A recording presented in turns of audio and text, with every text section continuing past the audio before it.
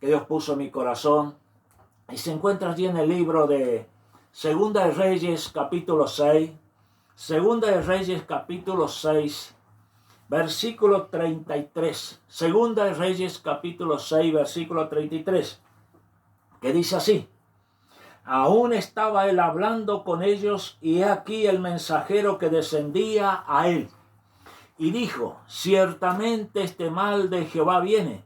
¿Para qué he de esperar más a Jehová? He leído muchas veces este pasaje y hasta que le pude comprender quién eran las personas, o sea, los distintos personajes y los momentos de cada uno de ellos. Entonces, cuando Eliseo está hablando con los que estaban allí sentados con él, luego dice, aún estaba, el versículo 33 dice, aún estaba él hablando con ellos, y aquí el mensajero que descendía a él. Y este caso yo entendía, descendía a él significaba que descendía a Eliseo, no. Descendía a él, que es el rey, en este caso Joram. Era el rey, el mensajero que el rey le había mandado a llamar. ¿Sí? Y dijo, este es el rey Joram, es el que habla aquí. Y dijo, ciertamente este mal de Jehová viene, ¿para qué de esperar más a Jehová? ¿Por qué esperar a Dios? Qué tremendo, ¿no? Encontramos muchísimos ejemplos allí en la Biblia de casos de personas que han sido, ¿no?, la famosa llamada impaciencia, ¿no? Cuando la impaciencia ha causado tantos daños, tanto estrago, tantas situaciones a veces no deseadas, o situaciones que ni siquiera no estaban en los planes, pero a causa de la impaciencia han sucedido, ¿sí? Por cierto, la impaciencia tiene su costo.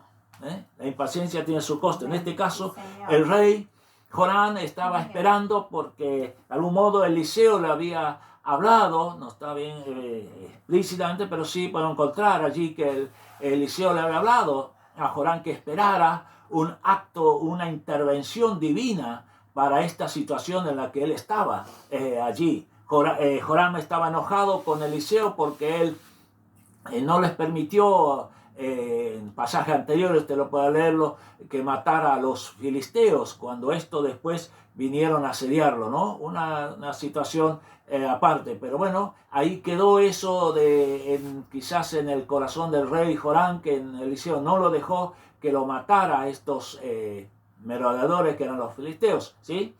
Y después este mismo ejército viene y sitia allí el lugar de Samaria, y entonces están viviendo esta condición. Entonces el rey dice, ¿para qué esperar más? ¿Para qué esperar más a Dios? ¿Sí? Porque estaban esperando y la esperanza era ya tormentosa, ¿no?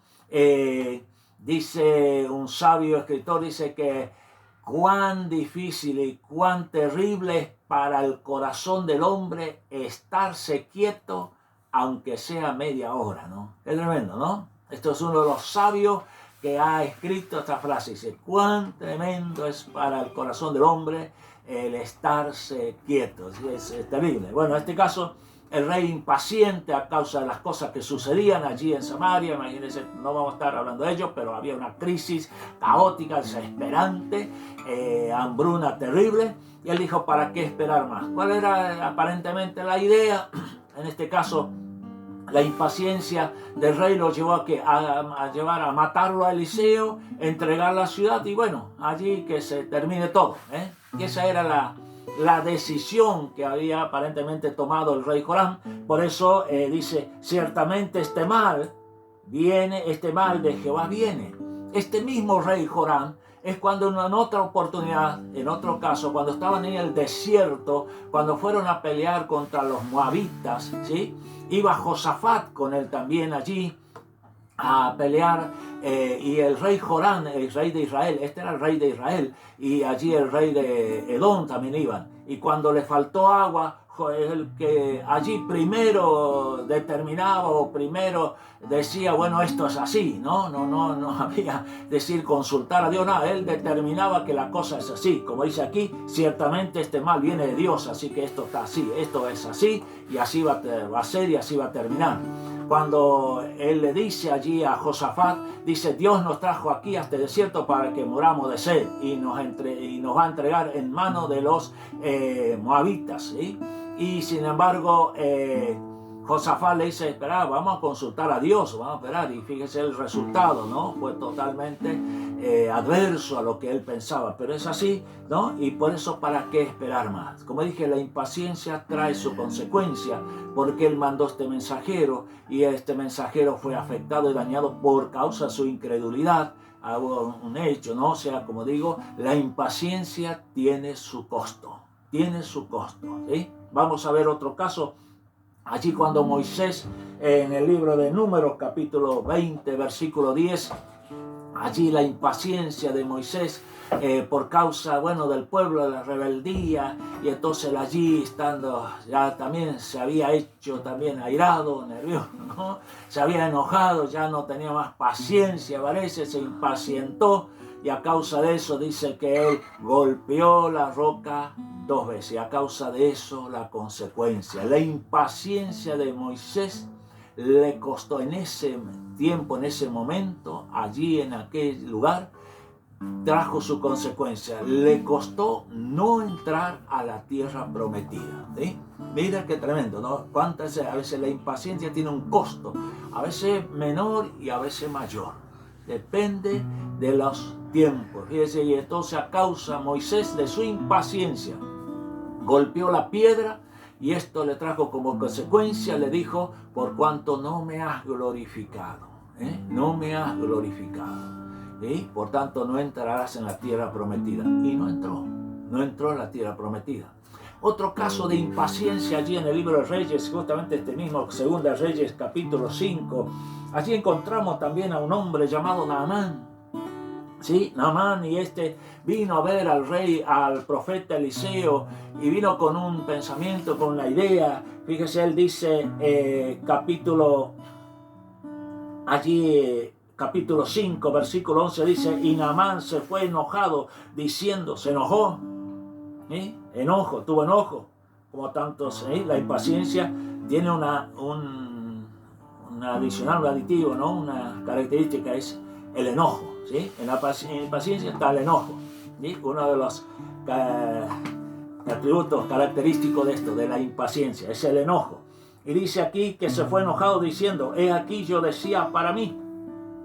Saldrá luego y estando en pie invocará el nombre de Jehová su Dios y alzará su mano y tocará el lugar y sanará la lepra. ¿Acaso Habana y Farfar, río Damasco, no son mejores que todas las aguas de Israel? Si me lavare en ella, no seré limpio. Y se volvió y se fue enojado. 2 veces habla la palabra de Dios, enojado, se fue enojado. Se fue enojado. Gracias a aquellos sirvientes, no sé cuántos kilómetros hizo Naamán. 100 kilómetros, calcule aproximadamente unos 700 a 1000 kilómetros, había hecho 700 kilómetros fácil, 600, 700 kilómetros, calcule, ¿no?, cuántos días tardó para llegar ahí. Y a causa de lo que el profeta le dijo: andá y bañate en el Jordán, y él se enojó. Él creía que iba a ser de otra manera y se enojó, no tuvo paciencia a lo que el profeta le dijo. Entonces después los sirvientes le rogaron, le dijeron: si el profeta te hubiera mandado a hacer otra cosa peor, que tuvieras que hacerlo, lo haría, dice. En cuanto te dijo: lavate en el Jordán y serás limpio, ¿por qué no lo haces? Y bueno, allí, gracias a los sirvientes, ¿sí?, que tenía ahí, él se zambulló y recibió el milagro. Pero fue enojado, fue enojado. El enojo, esos cosas, Así que imagínense, bueno, encontramos quién es otro más, por ejemplo, otro ejemplo, los discípulos allí en el libro de Lucas, ¿sí? De Lucas capítulo 15, cuando allí pasaban por Samaria. Lucas capítulo 15, estaban pasando por Samaria Jesús y sus discípulos allí, y lógico, querían entrar en una aldea, supuestamente para acomodar, para descansar allí. Capítulo 15, el versículo 23, ¿sí? Perdón, Mateo 15, me equivoqué, Lucas, yo dije, no, Mateo, perdónenme, Mateo 15, Mateo 15, 23, ¿sí? Mateo 15, versículo 23, que dice lo siguiente, ¿sí?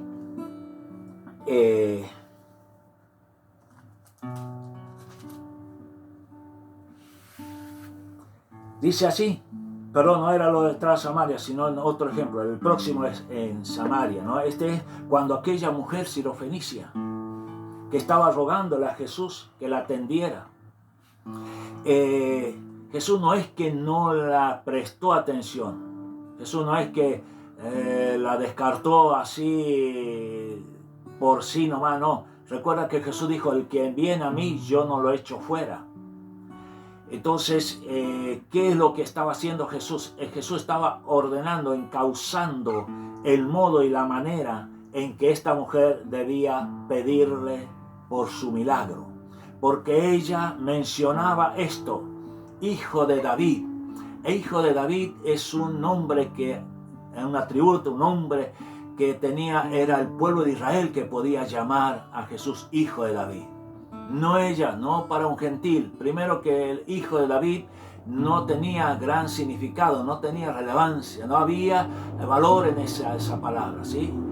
Para un judío sí, hijo de David significaba descendiente de David, el gran rey David. Era una persona, cuando se nombraba a alguien así, era alguien que tenía atributos, ¿sí? Entonces, ella mencionar hijo de David no estaba porque era gentil, no le estaba dando el calificativo o diríamos la manera o el valor de ese nombre, esa manera de llamarlo a Jesús. Por eso Jesús estaba guiando a ella a que ella cambiara actitud, porque después cuando ella le dice Señor, Señor, y ese es un atributo que los gentiles, el caso de decir Señor era solamente se lo decía al César, ¿sí? Al César. Para un romano decir Señor era al César, ¿sí? Pero en este caso decir Señor a Jesús era darle un gran honor, un nombre de gran privilegio, ¿sí? Y por esa razón es que Jesús estaba tratando de encauzar su actitud, su manera de pedir, y por eso llegó a eso y halló el milagro, encontró la manera como Jesús canalizó ese milagro para ella. Pero los discípulos, dice el versículo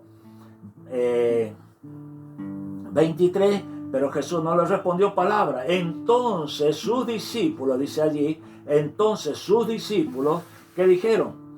¿Sí? Le rogaron, entonces acercando a sus discípulos le dijeron, despídela, porque da voces, no tenemos paciencia con esta mujer, está gritando, echala, despedila. Es tremendo, ¿no? Tenía una necesidad, pero ellos no tenían paciencia para estar escuchando, para atender, ¿no? Es terrible, ¿no?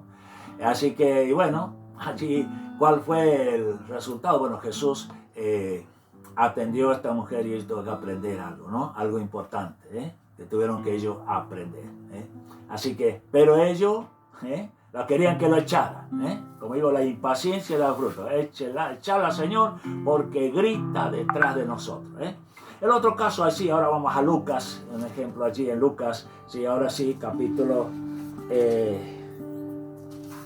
9 primero, Lucas capítulo 9, allí también cuando capítulo 9, el versículo 54, 9:54, allí Jesús está pasando por Samaria y entonces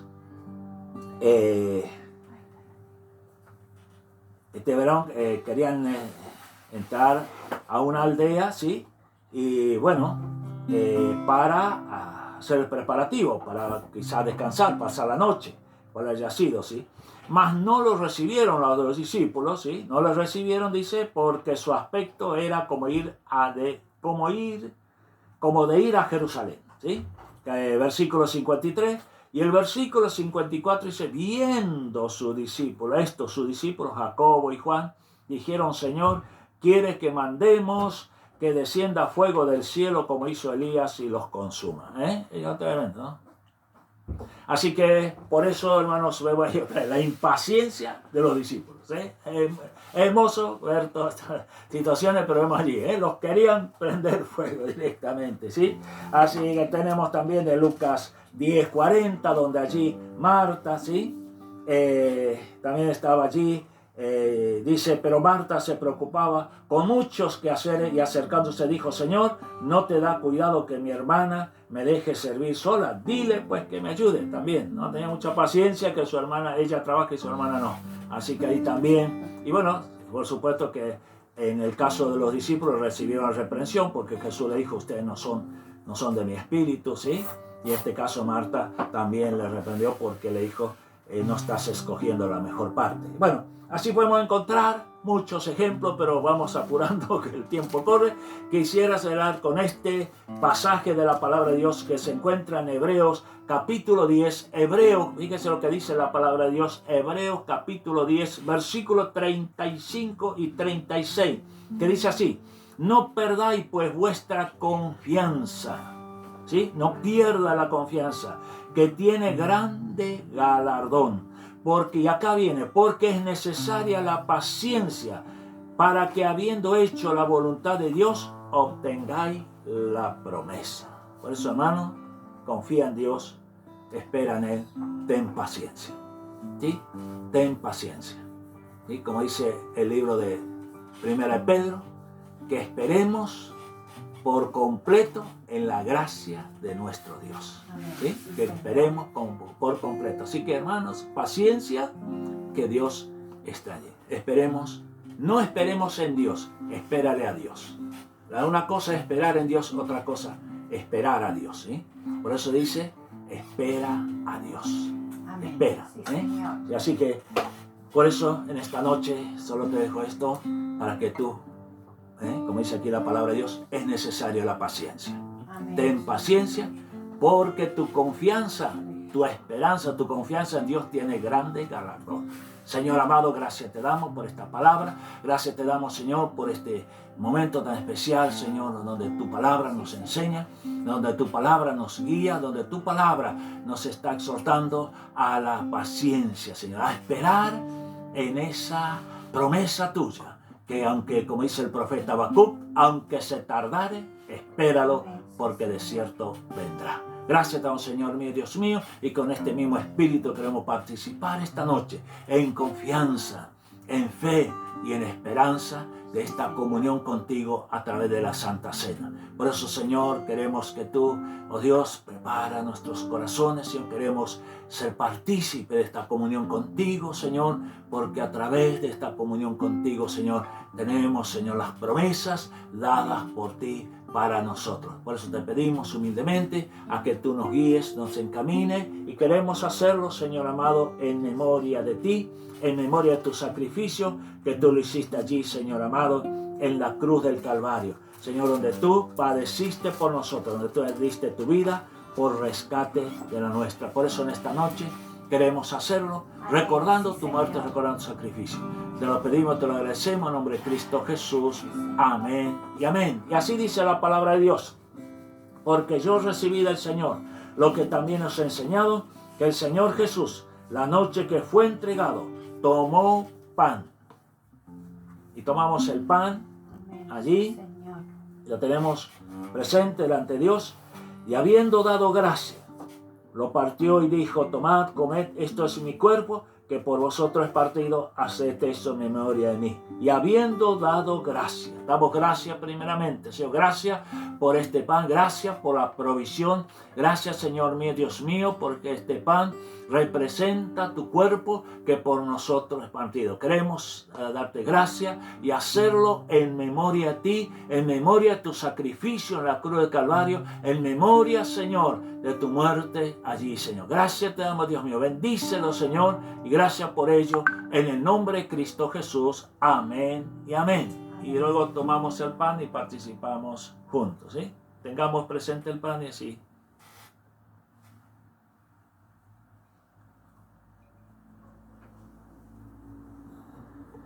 Dice la palabra de Dios luego, tomad, comed, esto es mi cuerpo que por vosotros es partido, haced esto en memoria de mí. y en memoria de nuestro Señor Jesucristo lo hacemos. Amén.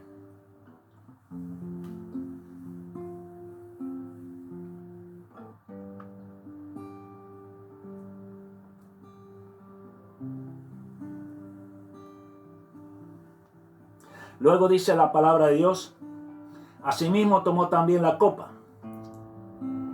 después de haber cenado, diciendo: esta copa es el nuevo pacto en mi sangre. Haced esto todas las veces que la bebiereis en memoria de mí. Y pedimos la bendición de Dios también sobre esta copa. Señor, gracias te damos por esta copa que está delante de ti. Señor amado, gracias por la oportunidad. Gracias porque ella representa tu sangre que por nosotros se derrama. Gracias, Señor mío, Dios mío, como tú dijiste, esto es mi sangre del nuevo pacto que por vosotros se derrama. Señor amado y Dios mío, por eso te pedimos que al servirnos de ella lo hagamos con gozo, con gratitud. Gracias por ella, Señor. En el nombre de Cristo Jesús. Amén y amén.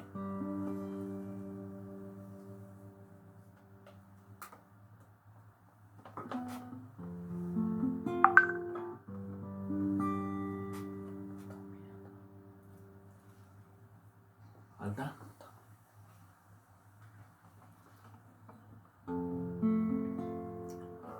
Gracias, Señor, te damos por esta noche. Gracias te damos por participar de esta comunión. Gracias te damos, Señor, si te ruego por cada una de nuestras necesidades, Señor. Aparte, tu palabra dice que todas las veces que nosotros comiéramos este pan y bebiéramos esta copa, tu muerte anunciamos hasta que tú vengas. Pero en esta noche, Señor, que no queremos pasar por alto por el pedido, la petición de cada uno, Señor, que está en nuestro corazón.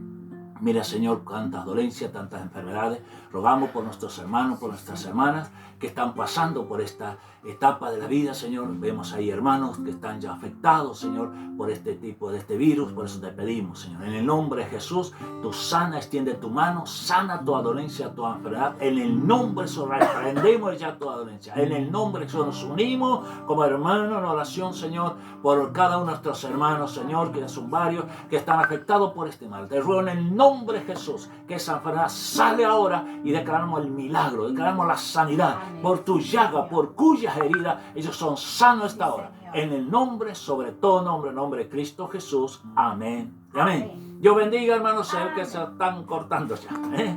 Estamos en el último minuto. Un abrazo y Dios los bendiga. La verdad que ha sido un hermoso momento.